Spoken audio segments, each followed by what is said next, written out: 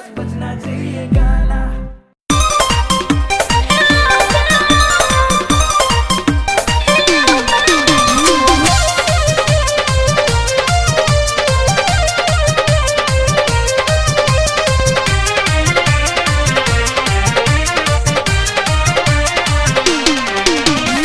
राती में दिया बुता देलू रहने खूबे लुटबल हो पलंग पर जवानी।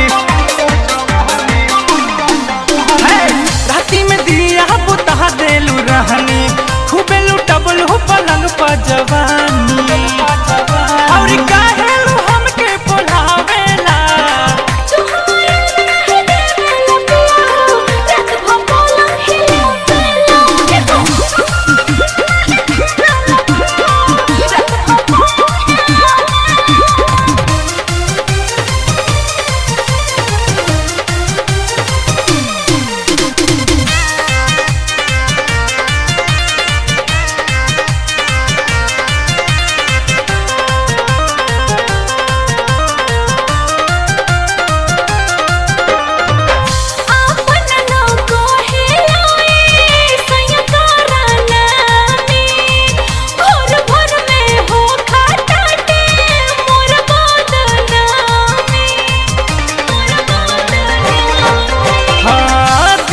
भर के खाइल पियल निकल देलू रहनी। खीरी से में फरलू मच्छरदानी। अरे तब कहेलू तड़ पावेला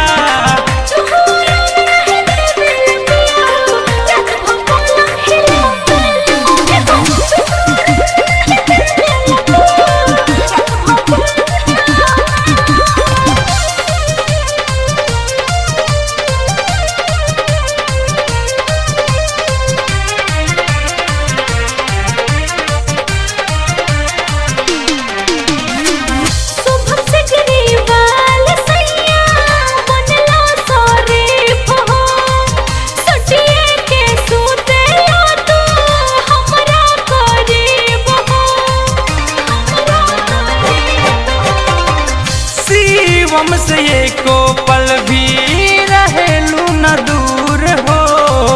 महाजा मरहे